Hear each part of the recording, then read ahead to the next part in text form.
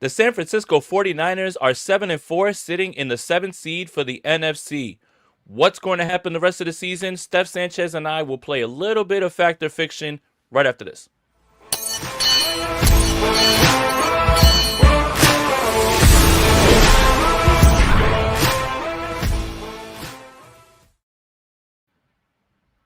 I'm Jason Aponte. That's Steph Sanchez. This is the Bully Ball Podcast on the Gold Standard Podcast Network, the only podcast that is not in consideration for Coach of the Year or Podcast of the Year. Steph, what's going on? How are you? It's good to see you after a week off.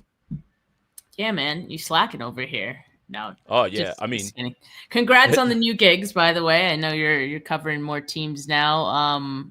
What teams are those? Just out of curiosity. The Vikings and the Saints. If I look like I'm tired, it's because I've been looking at film and screens and writing articles for about a week straight. It's fine though. It's completely fine. I'm fine. Who needs sleep?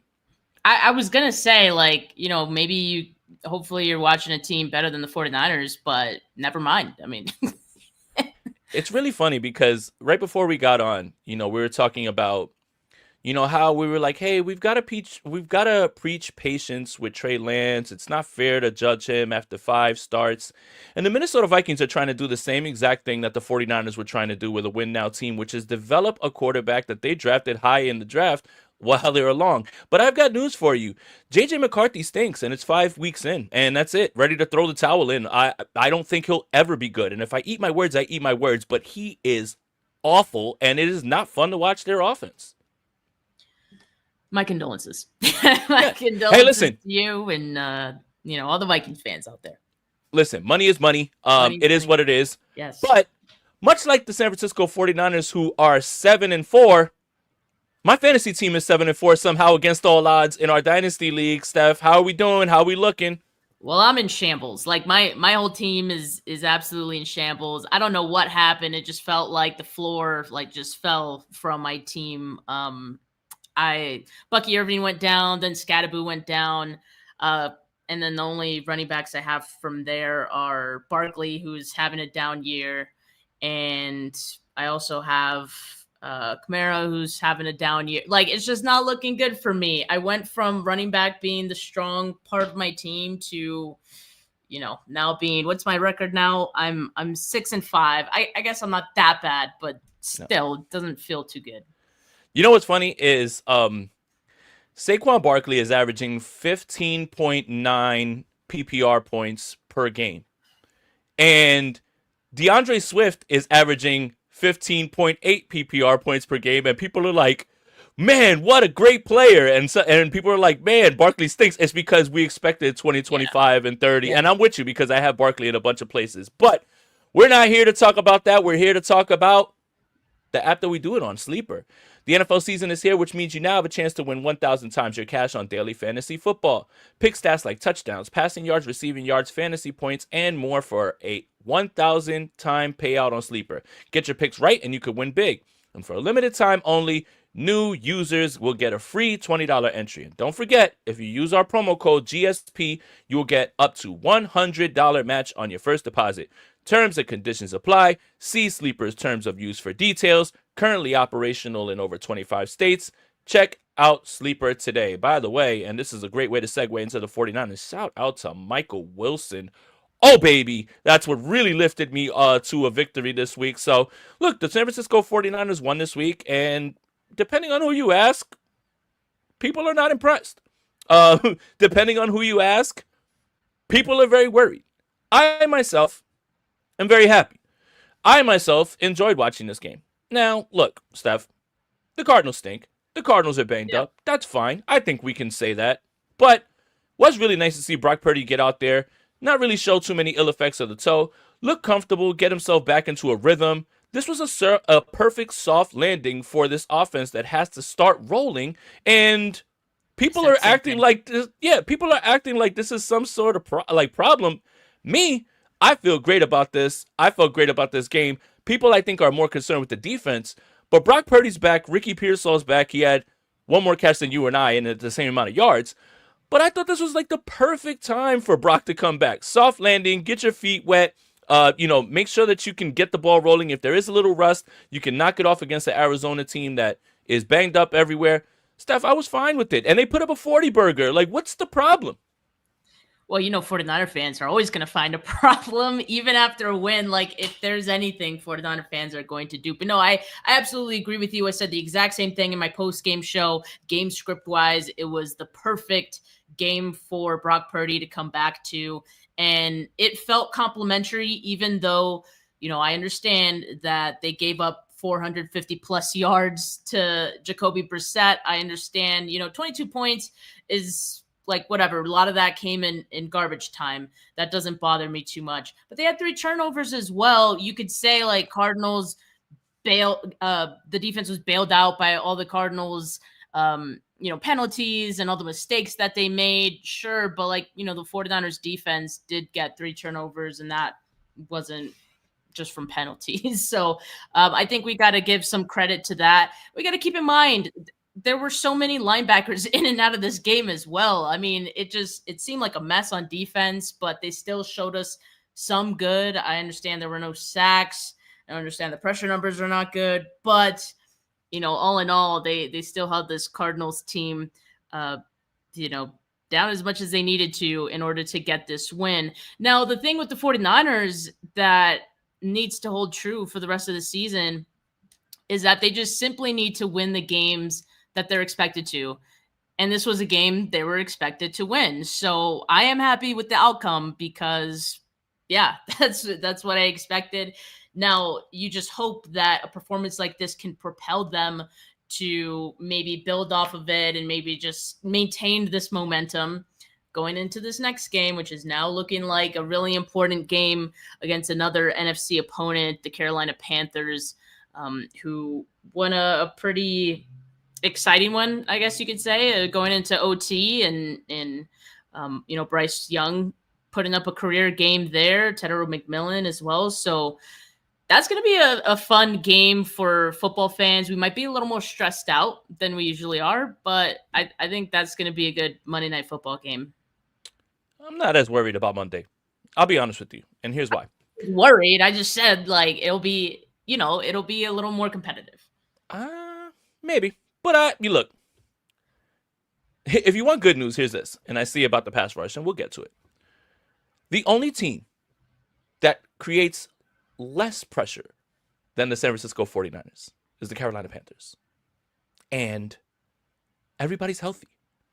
So what you watched on Sunday is the formula moving forward. Bend but don't break on defense. Give me a timely play, a timely stop here or there, and the offense rolls. That's how you're going to win these games moving forward. That's it. That's all it's going to be. You're talking about, hey, they gave up all these yards, everything, cool. Saleh was fine with just playing back, letting them catch the ball, fine, let's bleed the clock. But what the 49ers have to do is, you're going to give up yards because you can't rush the passer. You are banged up at linebacker. By the way, I think Curtis Robinson is actually going to be fine. I don't know how the 49ers continue to do this with their Mike linebackers. Curtis Robinson leads the team in tackles as soon as he comes in for Tatum Bethune. I think he's going to be fine. But the thing is, if you make a few plays, if you make one turnover, you make a good stop, you get a stop, a few stops. We're not asking you to turn into the steel curtain on defense.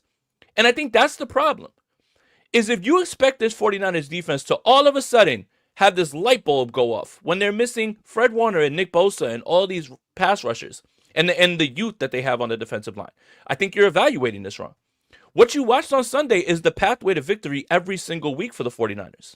It is a defense that is bend but don't break, make enough plays with turnovers, advantageous situations, especially with special teams. Shout out to Sky Moore. And by the way, George Kittle, you know special teams, dog. You should be the special teams coordinator because you called it right after the Rams game. Sky Moore is close to breaking one. Literally, first kickoff breaks it. So this is how it's going to be. Make a play on special teams, make 1 or 2 plays on defense that'll turn the football over, and then offense roll. Is it perfect? No. Is it ideal? No. But this is your formula. And this is how it's going to be moving forward. This is how you're going to win games. And this 4-game stretch is the perfect time for this offense to find their footing, continue to roll, go into the bye week, which, by the way, we thought this bye week was ill-timed and, so far down the line. It's perfect. It's perfect. You get a week off, and then you get those last 3 games, which, by the way, that last game of the season is probably going to mean something. So hold on to your hats. But everything is kind of lining up. As long as the offense continues to put up points, obviously you can't suspect that they're going to be handed 1-yard drives, like they were early on. So I feel fine. Right now, this is what this is. Your expectations need to change as the season goes on. If you expect this team to turn into the 2012 49ers defense, I have bad news for you. But that's how you've got to look at this now. You have to make 1 or 2 plays, turn the football over, at least get 1 or 2 stops. What can't happen is that Rams game. That's what can't happen. And when there's better offenses, you'll be worried. But maybe these next 3-4 games against these offenses that aren't exactly world beaters, you can figure some stuff out. So this is your formula moving forward. And I think everybody should change their expectations. The 49ers still are in a position where before they get into their bye week, they could have 10 wins. That would be optimal right there. And then you have 3 games to figure it out. The 3 games are tough. Chicago, Indianapolis, and Seattle. Those games are tough. They're going to be tough games. I don't want to hear the Chicago's had a easy schedule. I had to watch them against the Vikings. Caleb Williams is elusive. They're figuring things out. That offense is still very, very creative under Ben Johnson. But this is going to be your formula moving forward. I thought this game was a perfect encapsulation of how the 49ers are going to win moving forward, Steph. And, I mean, it definitely needs to be the formula for the next 3 games, as mentioned. I think after that, it's going to be a little tougher sledding, but these next 3 are ones that you should still be expected to win. That's not to say that it's going to be a cakewalk. I mean, I certainly don't think that Browns game in Cleveland. That's the one I'm scared about. That one's scary, right before the bye week. So, these next 2, I don't think necessarily going to be a cakewalk. But if you stick to your brand of football on both sides of the ball, even let's say 3 sides of the ball, because you're mixing in special teams that's also been contributing to this 49ers success right now as well. I think they could get it done. They should be able to. It should be enough. But I mean, like with all this talk of, offense and defense and our expectations going forward, like I do feel like that is a good segue into our fact or fiction today, because the first 2 go right in hand with what we're talking about here.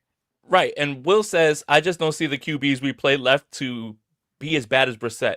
Will, Dylan Gabriel, Shedeur Sanders, Cam Ward. Yeah. What are we talking about? Like those guys are objectively worse than Jacoby Brissett. Objectively. Now, the Cleveland game you're worried about because Jim Schwartz is a menace. And Myles Garrett is the greatest pass rusher of all time, it seems like. He's got like 10 sacks in 3 games. Cam Ward stinks this year so far. Dylan Gabriel and Shedeur Sanders, if the 49ers can't stop Dylan Gabriel and Shedeur Sanders, we've got a really, really big problem. So yes, there's way more there's quarterbacks that are left on the schedule that are far worse than Brissett. For sure. That's why we're confident about these 4 games. The Cleveland game makes you nervous because if there's any sort of weather and Jim Schwartz, that's what gets you a little nervous. And that, I listen, before the season started, when we saw the schedule come out, I was already worried about that game off the rip. And in my mind, I thought Brock and everybody was just going to play the whole season and everything was going to be roses. Like, put all that together now. I don't like that game at all. So I don't like that Browns game at all. I didn't like it before the season started, when the schedule came out. I don't like that game.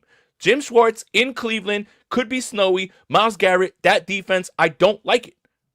But if we're talking about quarterbacks left, Shedeur Sanders and Dylan Gabriel and Cam Ward, please. The Tennessee Titans have probably the worst offensive pieces in the NFL. Calvin Ridley's not playing. Io Maynard's hurt. Chimere Dike's hurt. They're awful. They're awful. So yeah, there's way more that's worse. But Steph, let's get into it. Rob, fact or fiction? Let's do it. Let's take the heat temperature, whatever it is, heat check factor fiction. The 49ers offense will average 30 points the rest of the regular season, Steph. Yeah, I say they do. So the 49ers had averaged 22 points per game this season before Sunday. That's largely with Mac Jones at quarterback. That's largely with, George Kittle being out most of that time. And then other pieces kind of in and out. With all offensive starters back for a full game for the first time this season, the 49ers scored 41. Now, you're not always going to be facing the Cardinals defense, but still, I do still feel like the 49ers have the firepower to keep this going. Not to say it's going to be a 40 burger every week, but it should be able to average 30 points per game rest of the season. Now, I think it also dictates, like, the defense will dictate the scoring the offense is going to have to do. And I think with the conversation we're having, we know that they're going to have to score a lot of more points. The defense this season giving up 22.9 points per game, but in the last 3 games, 29.3, which I think is more in line with what should be our expectations going forward. And by the way, that is bottom 3 in the NFL in that span, the last 3 games. So the 49ers not only need to score at least 30 points, but I also believe that they can and they will, just with everyone being back and this offense getting back to doing what they are good at. I'm going to say fiction because they're probably going to score around 28. 29, right? Like, it's still under 30. Come on, nope. That's my answer. Final answer. Semantics. I have a PhD in semantics. Yeah, look, moving forward, I do think that that's kind of the magic number. If the 49ers can get to 30, you feel very good about that. With this offense, I understand that Ricky Pearsall had 1 catch for 0 yards, but what you see on film is somebody who still has gravity and people were paying attention to it, and he's still the best route runner on this team as a wide receiver. The second best is Christian McCaffrey. You need guys that can force defenses to say, hey, listen, this guy's going to beat us man to man, instead of it being, Kyle Shanahan creating that space. But they should be okay. Now, the problem is those last 3 games down the stretch, right? Indianapolis is a very good defense. Chicago's not a good defense. J.J. McCarthy made them look a lot better than they really are. There was many throws that could have been had. And if that game's in Levi's, if you give Brock Purdy in this offense those throws, it's going to be a long day for the Bears defense. And then obviously Seattle, which I hate to say it, that game is going to be for all the marbles. So either those rivalry jerseys are going to be burned everywhere, or they're going to be loved by everybody in a win or go home game. So yeah, I do think that it's around 28, 29. If you get to 30, that's the magic number. You feel good about your chances every single time that you're out there when you get to 30. So I'll say fiction because it's going to be 28, 29, but you get what I'm putting down. Rob, what's the next one? The 49ers defense will allow 30 points per game the rest of the regular season. Steph, you got it. I say fact on this one. Whoa! I say fact. They held the Cardinals to 22 last week, but they've averaged 26.7 points allowed to teams with a record over 500. And really, and real quick, Steph. Zonovan Knight had a touchdown call back in this game too. Yeah, that was a big run. So context matters. I mean, I know we don't, people hate near interceptions, but like, the fact remains that was a long touchdown run. Keep going. And that was an awful play. It wasn't. Hey, listen, short. Like, come on, man. It was a bad play. It was a bad penalty, but I'll take it. Yeah, I mean, we'll take it any day, but yeah, the 49ers defense did not look good there. But yeah, they've averaged 26.7 points allowed to teams with the record over 500. And you got to keep in mind, like, really, that week 1 game against the Seahawks where they held them to 13 is doing some heavy lifting in that. So it'd be like 20, almost 30. It's like 29 something if you take that game out of the equation. And then also you got to, like, the defense, not only are they dealing with the loss of Bosa and Warner, but it feels like every single week, like, they got something new going on, and just like one guy in and out, like, one week to the next, right? So I feel like that's going to continue. Tatum Bethune's the latest, right? High ankle sprain. He's going to be out a few weeks. I do agree with you, Jay, that I don't think, like, the drop off from Bethune to Curtis Robinson, like, there's not really a drop off there. Negligible. Like it's not going to be the drop off from like Warner to Bethune, right? Right. But even still, I think we just have to take all of that in consideration, and just the fact that they're getting so far into their depth that any more injuries could, you're taking the bottom off of this defense, and Yep. we're already pretty low on that. So I do expect that, yes, like I could see an average of 30 points per game being given up by this defense. They'll have some good games, but I'm just saying on average, like that's what it'll be by the end of it. I'm going to say no, and here's why. That Tennessee game is going to drop the points down, right? Unless the Colts go out there and they put up a 50 burger and they bring it back up, which Jonathan Taylor, man. Jesus Christ, Jonathan Taylor, dude, like enough, man. We get it, man. 3 touchdowns every game, enough, man. I'm going to say, like, with this stretch, right, the Browns are probably not going to score more than 20, right? That offense is anemic. Yeah, I swear to God, if you let Dylan Gabriel and Shedeur Sanders go off on you, I am going to let it fly from the tower. Tennessee's offense is trash, and those are 2 of the teams that are on the docket that are left. Carolina, I'm a little nervous about Carolina's offense because of what Dave Canales did this last game with Ted McMillan and moving him into the slot. That scares me a lot more because everybody is already picking on Upton Stout anytime that they can single him up. Against Tet, I don't like that at all, and I don't think that that's a recipe for success.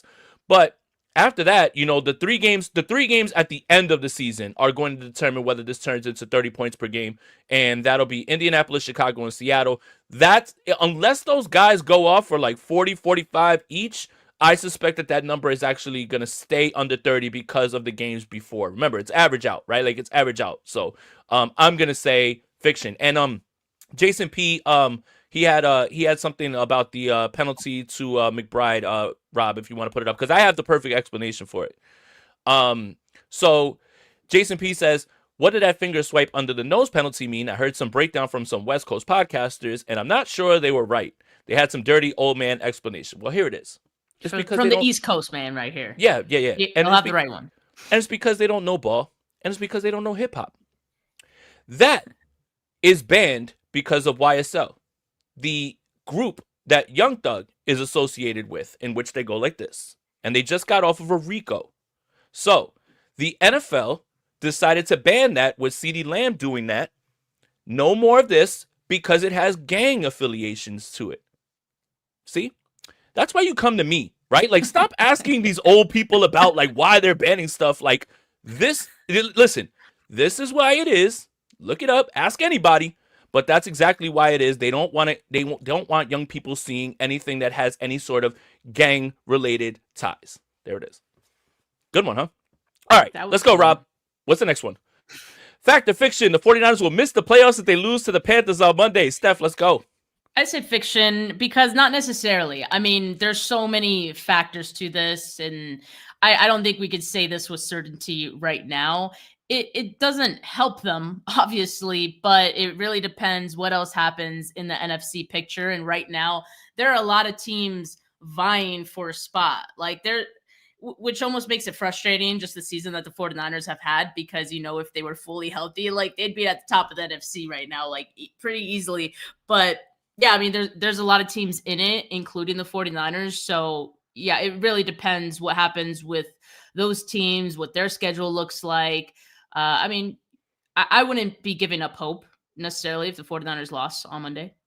No, I'm going to say no, and here's why. The Bears' schedule gets significantly harder, including a game that the 49ers will have against them as well, too. So you expect them to lose some games. Look, again, you can't fault the Bears for winning games because of a soft schedule. And the reason that I say that is because they've had soft schedules in years before, and they've lost those games. When you turn the corner and you're changing the culture is when you take care of business and win the games that you're supposed to win. So you can't get mad at Chicago because of the schedule and how it's come out. Shit, that's the reason that we're excited about the 49ers is because they've got this weak schedule. So you can't have it both ways. When you say the Bears have had a soft schedule, this is why, and you're like, oh, the 49ers are about to go on a run because they have a soft schedule. The Bears are going to face a lot of better teams down the stretch, including the 49ers. That's going to be one of the teams. The Vikings, you just feel like it's going to be hard for them to get into this. The Lions are the ones that you really need to be afraid of. If Dallas could help us out, I can't believe we're saying this. If Dallas could help us out and maybe beat the Lions, that Philly game was really big, which is why the 49ers currently sit in the 7th spot. I'm gonna say fiction on this, but I won't like their chances because coming off of this would be right. The 2 weeks down the line would be the Cleveland game. So I mean, I think realistic scenario would be 3-1, but ideally love to go 4-0, and the only way to go 4-0 is to win the games and score more points than the Panthers. But I do think that they are going to beat the Panthers. I do think the Panthers, while improved, have beaten some teams that you're just kind of like, because I don't even know if Green Bay is good. Let's just put it out there, because when people point to that game and they're like, well, they beat the Packers. Are the Packers good? Have we figured this out yet? Are they good? Because I don't think they are. I was getting ready to tell they're pretenders. They look pretenders. Oh yeah. And what's funny is after 1 week they were like, Packers Super Bowl, no, they're not. No, they're not. No, they are not. That is the team right there that looks like they'll end up with a very good record and be one and done. And that is exactly what that team is. So yeah, like, just because the Panthers beat the Packers, don't hold that up as some sort of oh my God moment, like they're world beaters. Like, are the Packers good? No, they're not. So that's all I have to say. I mean, they were one Jameis pick away from losing. And then I would have said leave Matt LaFleur in Jersey. But Rob, what's the next one? Fact or fiction? Christian McCaffrey and Brian Robinson will split carries going forward. Steph. Fiction.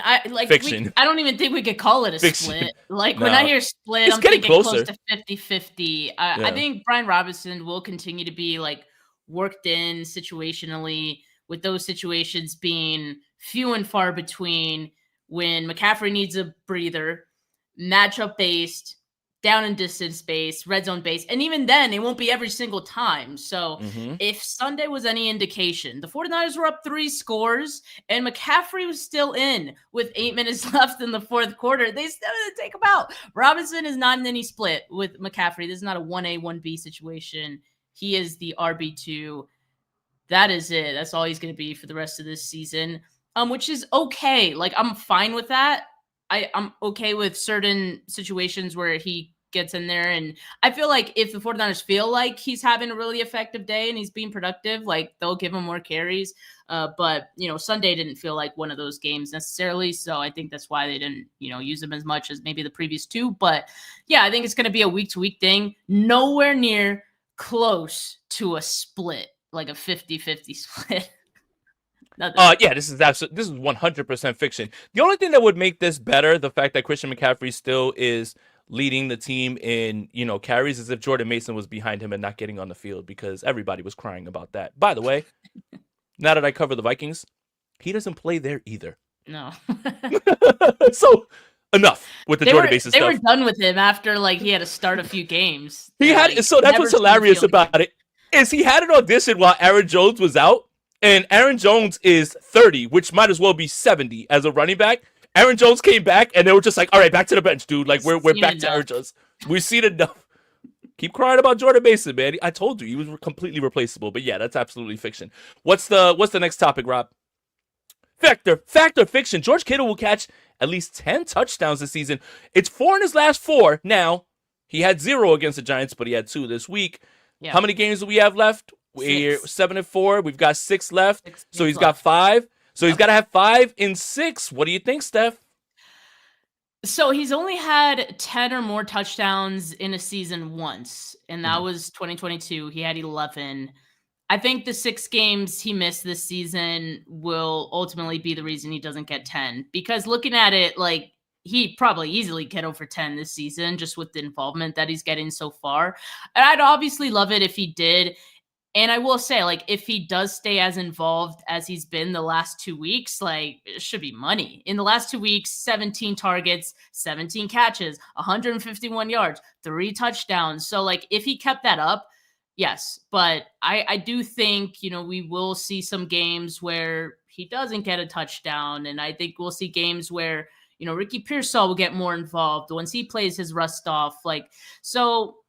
yeah, I don't think he'll do it. I would love it if he did, but I'm going to say this is fiction. I'm going to say this is fact. Here's why. Speaking into existence. Well, here's why. If the 49ers are going to have to put up 27 and 30 points a game. This is true. Who's going to get them the touchdowns? I mean, is it going to be all Christian McCaffrey? I mean, it might. It might be. But it's fact. I think this is fact. If you're asking this offense to put up 27-30 a game, do the math. It's got to be someone. It's going to be George Kittle, I think. And for him to finish the season with 10, missing all those games, that'd be will only reaffirm the fact that the San Francisco 49ers still have the best tight end in the world. And Trey McBride's been very, very good this season. I say that as a pleased fantasy manager.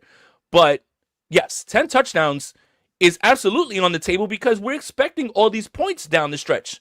So unless Christian McCaffrey scores 300 touchdowns the rest of the way, it's got to go to somebody. And him and Brock have a great rapport. I'm going to say yes. I am going to say yes. Yeah, I did like that you brought up the points per game thing as, just that context. I looked back at like 2022, which is when he had the 11 touchdowns, and the 49ers were 6th in points per game, 25.9. In 2023, they averaged 28.6, and he didn't have 10. I forgot how many he had that season, but it wasn't over 10, and they were 2nd in scoring that season. So yeah, we'll see. I like it. And you know what else I like about this, Steph? We've only agreed on the Christian McCaffrey one. Like, I mean, we disagree. I think everybody likes it too because it's respectful and it's two different like who wants to watch an agree pod, right? Like, I agree, everything's great, you're absolutely right, I'm absolutely right. Get out of here. We need some disagreement here respectfully between very good friends. Rob, what's the next one? Fact or fiction? Myles Garrett will finish the year with more sacks than the entire. All right, fact. I'm going to start this one. It's fact because he's going to have more in that game against the 49ers than they had all season. Listen to me. Whoa, look, man. Rage bait used to be believable, right, on Twitter. And today, I don't know if you guys, woke up and Twitter was down. That's because Twitter switched over to Cloudflare as their server. And Cloudflare services Twitter and PFF and all of these. So all of these sites were down. So when you want to complain and you're like, Elon's messing it up, it's actually the server that they switched it over to. But when my Twitter timeline actually worked, I saw someone that said, Myles Garrett is finally playing better than TJ Watt this season. He's never been better than TJ Watt in any year. And I was this close to quote tweeting it and saying, please get a job and stop talking about football. Myles Garrett is, you know what? Fuck it. Hit the button, Rob. Myles Garrett is the greatest pass rusher I've ever seen, dude. I don't know what to say. I've watched Reggie White. I'm old enough. Yes, look me in the eyes. I've watched Reggie White. I've watched a lot of Edge. But my God, what is it that Myles Garrett doesn't do? He blocks kicks. He tackles the quarterback. He runs stuffs. He can dunk a basketball. The guy is a freak. And if you really, really want to get sad, if you remember Chip Kelly's one and only year, the San Francisco 49ers won a game against the Los Angeles Rams with Colin Kaepernick, and that cost them the number 1 pick, which would have been Myles Garrett.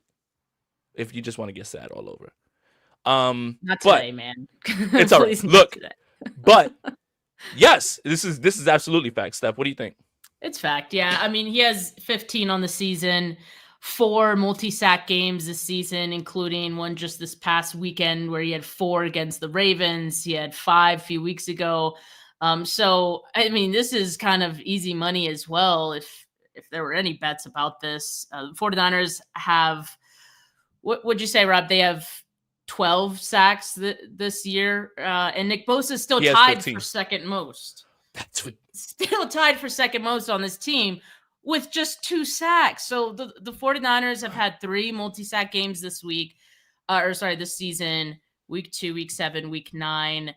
They would have to have, I think, like the rest of the way would have to be multi-sack games, like just to, get over on Myles Garrett, because he's probably going to have more multi-sack games to finish this season as well.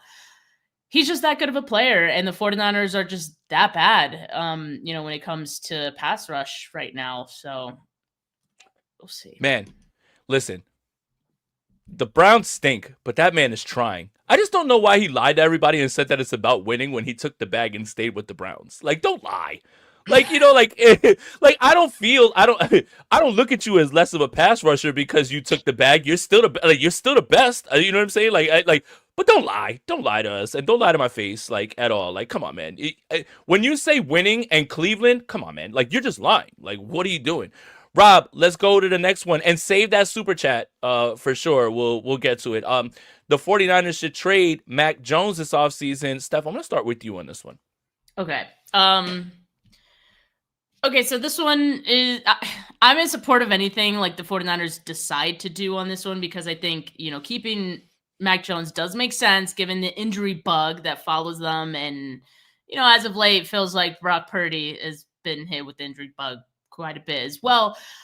But I'm going to say fact, because if you could get at least a second, like, I think you have to do it. And we say the draft is a crapshoot, but also we know that the value of a second round pick is probably more than a backup quarterback, like, especially when you're in a retooling of your roster and trying to build a new foundation. I just think it's more important. But is he a starter though? He's just a backup here.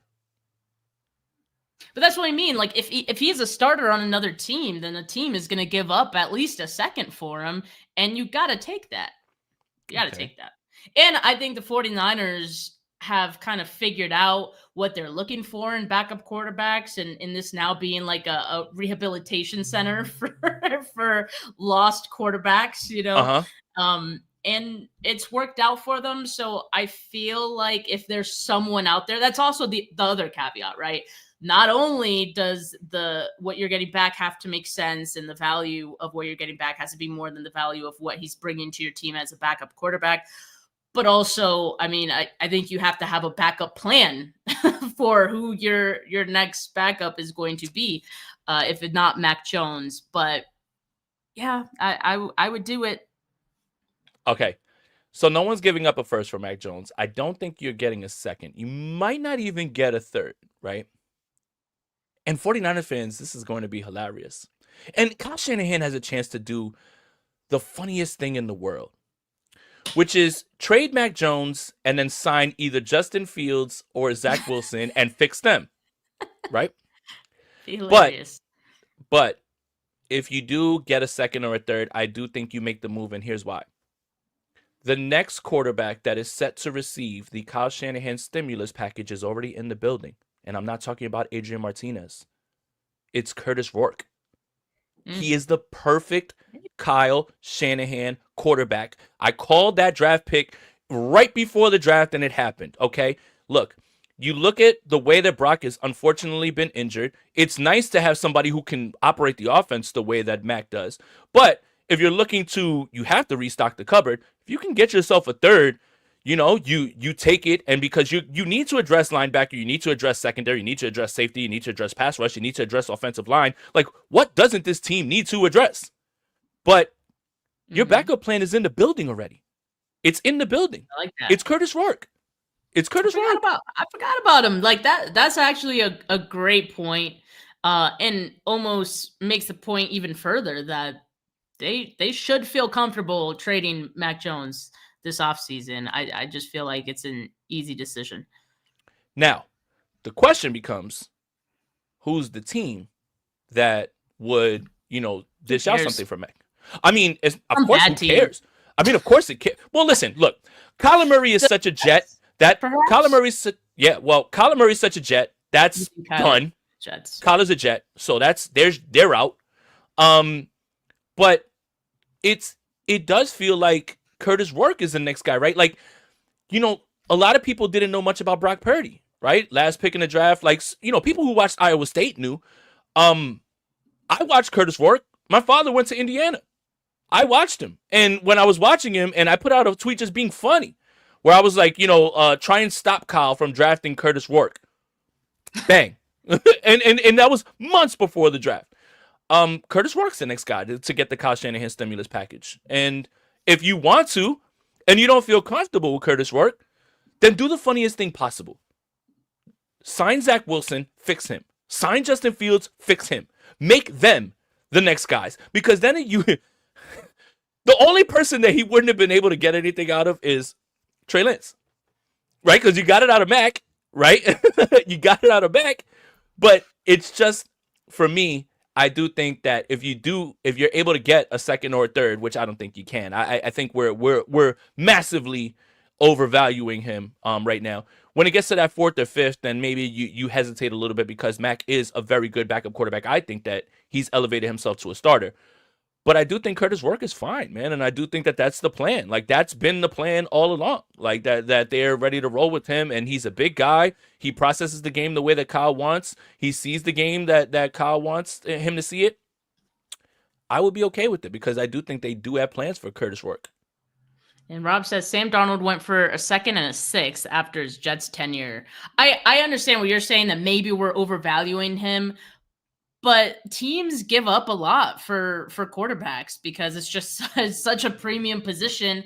And who else really is going to be available that's a viable option to be a starter for your team if not Mac Jones? Like, who else as a free agent? There really isn't anyone else. I mean, you mentioned Justin Fields and Zach Wilson. I don't want those guys, No, I'm just saying it would be a great bit. Like, if he ends up with another quarterback from that draft. Well, yeah, no, I know what you're saying, but I just mean like from the cost standpoint, I think a team would be willing to give up a second. The question is, do the 49ers, like, would they be willing to take that? Because the 49ers also overvalue their guys even further. But I would do it if I were them. Yeah. All right. Good talk, man. Curtis Rourke, by the way. Maple Missile. Stop playing with him. Maple Missile is crazy. A Canadian, Indiana Hoosier, man. He's got it all, man. Rob, what's the next one? Fact or fiction, Robert Saleh will be the 49ers defensive coordinator in 2026. Fact, because I believe in manifestation, and I love that. We need him for 2026 when we're full squad on defense, man.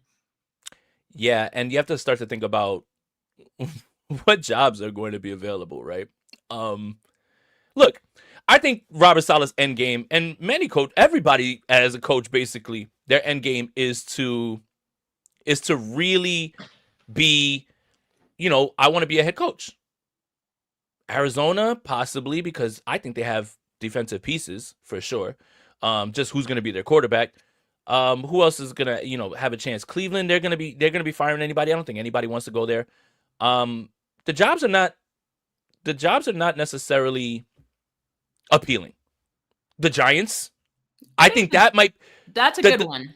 The Giants but does he want to go back to MetLife and deal with that media that was already, unfairly judging him while he was with the Jets? But I think, and that's what's crazy to me, is I think the Giants is the most appealing job for anybody moving forward, based on the defensive pieces that they have. They have a quarterback, they have young guys, right? Like, that is the most appealing job. However, I do think that if they really want that team to move forward and they want to develop, they need to get an offensive guy in there. Now, having said that, I do think, totally. Yeah. No. Listen, you talking about manifestation. I'm talking about, yeah. Now, what's funny is the guy that I think that they should hire, and I even after saying all that stuff about, offense, is Jesse Minter from the Chargers. But you bring over an offensive coordinator that can get his hands on, Jackson Dart-Paws and make sure that he can, push him forward. But, the Giants have too many defensive pieces to not have a defensive guy. But I just think that they'd look at a fresher, hotter name than Robert Saleh. So I think they definitely would like to go defensive-minded because you got to whip Abdul Carter into shape. You have Brian Burns, who still leads the league in sacks at this moment. You have pieces. Kayvon Thibodeau's still there. You have pieces. The problem with the Giants' defense isn't talent. It's a shit scheme. So I do think that is a very appealing job for the Giants. I am going to say it's going to be a defensive guy, but I'm not going to say it's going to be Robert Saleh. I'm going to say fact because I believe in manifestation. I believe in affirmations. When I wake up in the morning, I look at myself in the mirror and I say, you are enough. You deserve love. You are somebody. And this is the type of stuff that you say into the mirror and you hope that it comes out. Not Candyman. It's all of the things that you want to say and that you want back from the universe. What you give out to the universe is what you give back. There is your spiritual talk from Steph and I. Rob, do we have any more?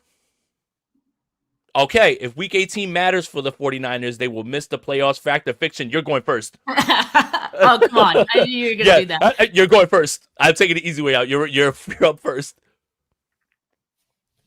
Don't hate me, guys. I'm going to say fact.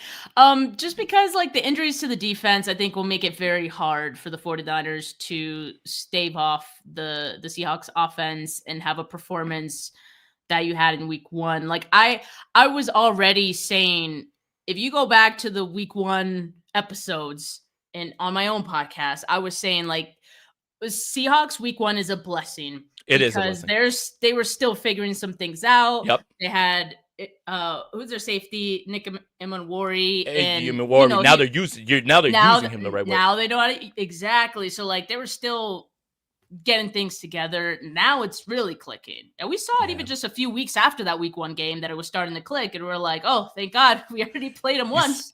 You saw it last week against the Rams. I mean, Sam Darnold threw 4 interceptions and they were right in that game with the Rams still. That's what's so odd. Like, everyone was making fun of the Seahawks and Sam Darnold for having 4 interceptions, but why was the game still so close? You know what I mean? Defense is really good. That's what we need to be focusing on right there. So yes, I think it would be a little too much for the 49ers to get over on the Seahawks in that game. Like, I'd have to see vast improvements from the current crop of defensive players that are playing right now for the 49ers that are still healthy to believe that they could do it. Otherwise, yeah, I'm gonna go fact. I'm sorry. All right. Can we add this caveat? And I'm gonna give it to you first too. Like I'm gonna add this caveat. What if week 18 isn't a win or go home game, but it still matters because of seeding? So like Rob, and put it on the screen. Rob, do you mean if week 18 is a win or go home game, or if it because it can matter and not be a win or go home game? So I want to make sure that yes, okay, win or in, okay. Mm-hmm. In that scenario, that makes me very nervous. Trey Greenlaw walking through that door. Don't care. Yeah, no, of course. Okay. In that scenario, I don't like it. But that's not going to be the case going into week 18. And I'm going to lay it out for you. The 49ers at worst are going to be 3-1 through this stretch. If they go 4-0, it's done. 11 wins is in. So let's even say you get on the other side of the bye week and you lose to Indianapolis and then you lose to Seattle, you still have 11 wins. So don't let the 49ers get into this bye week with 10 wins, right? And then you just need one more out of 3. And you just hope it's not that last one. So I'm going to say fiction because I don't think that game is going to happen and it's going to be that way. I think the 49ers are going to have 11 wins already right there. So I think that's not what the question was, though. Listen to me. It's not going to happen. Listen, it's a hypothetical. It's fine. Whatever. I'm taking the easy way out. That's not what's going to happen, though. Man. Okay, so I do agree that it's not going to happen. That wasn't the question, but to just go over the Seahawks schedule as well, because I think similar situation, like they already have a better record than the 49ers, and I think they're going to be able to win their next few games as well. Their next few games, or the remaining games, at Tennessee, at home against Minnesota, at the Falcons.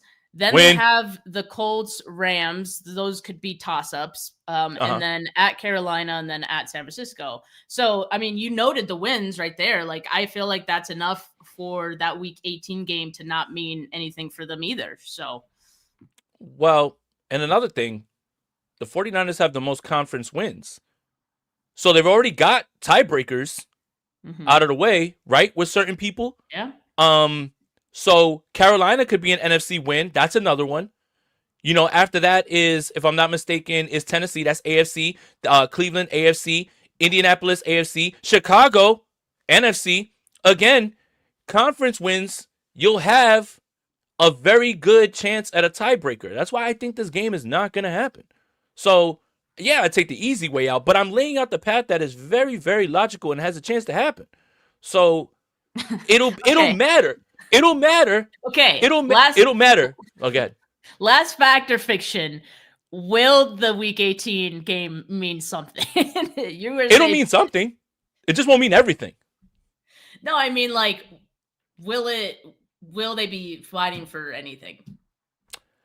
They'll be fighting for seeding. I mean, either way, where the 49ers land is going to be a road game regardless.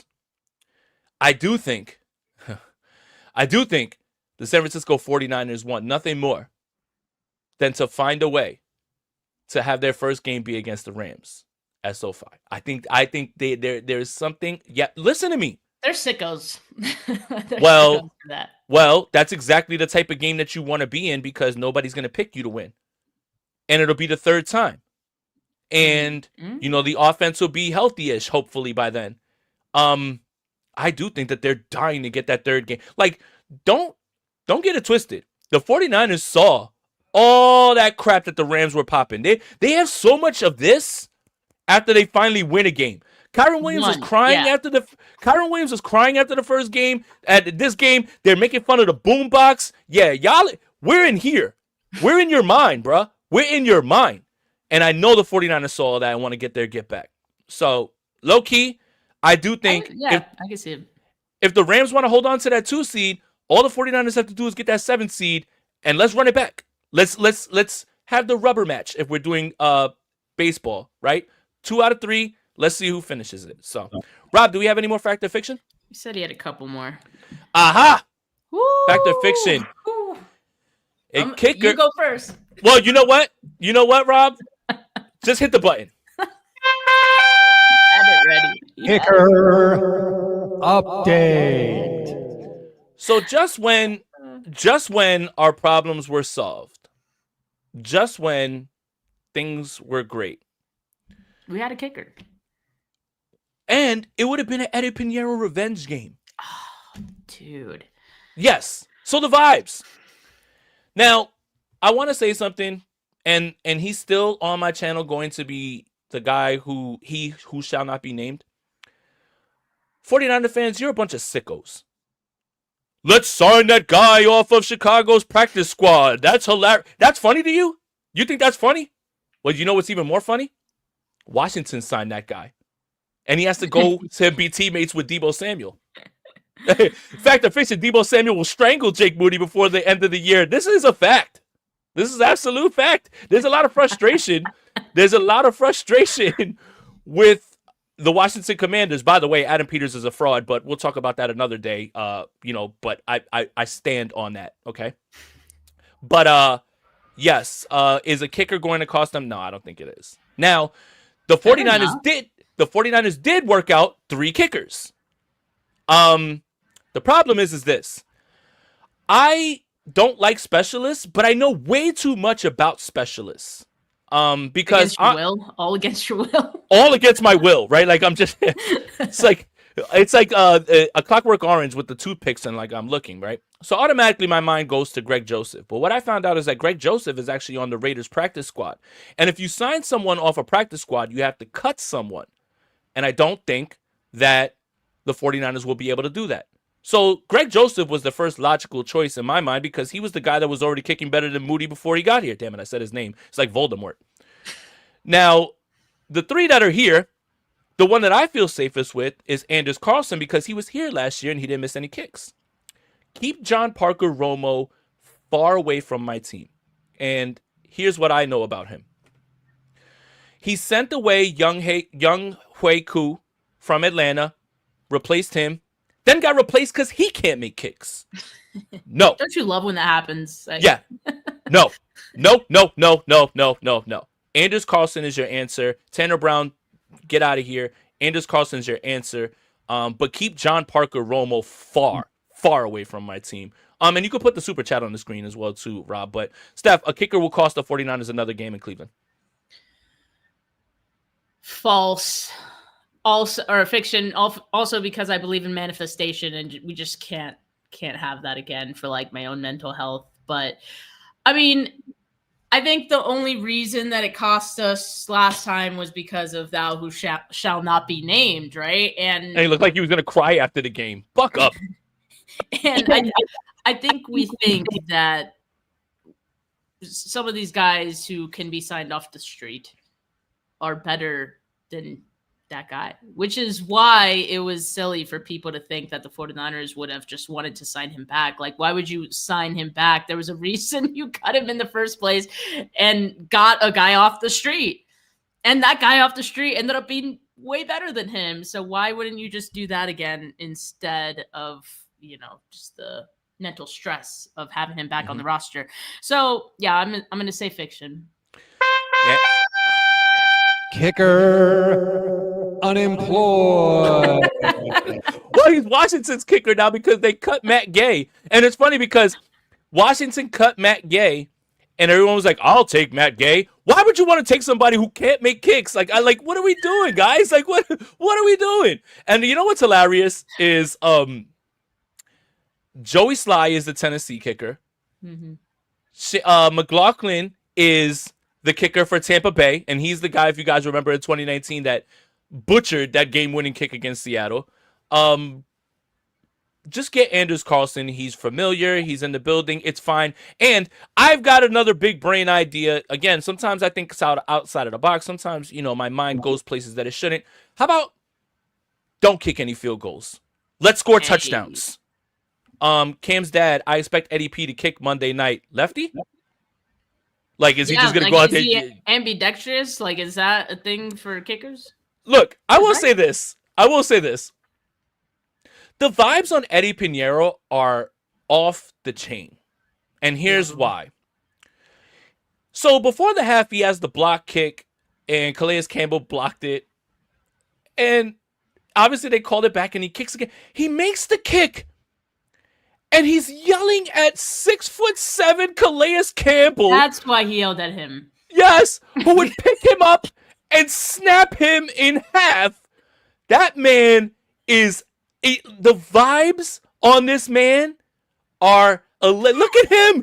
The kicker's talking trash to Calais Campbell! I love him so much. Man, just when I thought that I was in his face, bro. Yeah, he's screaming. Calais Campbell.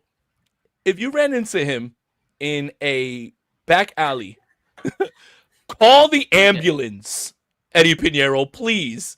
But man, I love this guy. I love his vibe. He's screaming at the sideline. He's in the locker room going nuts. Man, of all the things that have happened this season that have been negative, right now, one of the really, really big bright spots is Eddie Pinheiro, man. And you found him off the street. I'm just saying, if Eddie was the kicker last season, I think him and Debo would have had a handshake. Like, that's it. They would have had their own handshake. They would have been homies, like, the whole thing. A handshake, man. They would have had dances, like, you know how Kendrick Bourne and Ricky Pearsall, like, they would have had a dance, everything, man. It's so funny how a guy like that, he just has aura, right? He just has aura. Which is crazy. Like, that's crazy for a kicker to have aura, right? Like he's like that guy from The Replacements. Remember the guy, the Scottish guy or whatever, or the Australian, and he's doing the dances after the kicks and everything. Like, it's so fun to watch him kick, and I think that's what makes me more sad, besides the fact that he makes all his kicks. I mean, I think the extra point thing is because it's too easy. He just needs to kick it out from further. Like, he's just like, man, I don't want to do this. Like, but yeah. Shout out to Eddie Pinheiro, man. Hopefully you get back soon. But yeah, sign Anders Carlson. Keep Parker Romo away. Please do not sign him. Please. Hope I'm wrong. I can't believe we know that much about kicker stuff. You do. I didn't know half the shit you were talking about just now. There he is, Nigel Gruff. He's ripping a dart right there, and The Replacements is such a dope movie too, man. It's so good. Well, I guess that'll do it for this episode of Bully Ball on the Gold Standard Podcast Network. Shout out to everybody that's in here. Make sure you like this video, subscribe to the channel, subscribe to the Gold Standard Podcast Network wherever you get your audio podcasts. Make sure you follow Steph on Twitter at Steph49K. Follow me on Twitter at JasonAponte2103. Steph and I have YouTube channels too. If you might want to hit that subscribe button, notifications, all that. Run that hype up on the videos for us because, you know, we both do some good work over there as well, too. Steph, the San Francisco 49ers are 7-4. Like I said, going into the bye, they are going to be 10-4. And that Week 18 game is going to mean something, but not everything. So you believe in manifestation? I sure do. This is the manifestation episode. You're welcome, 49ers fans. For Steph, for Jay, we're out here. Peace.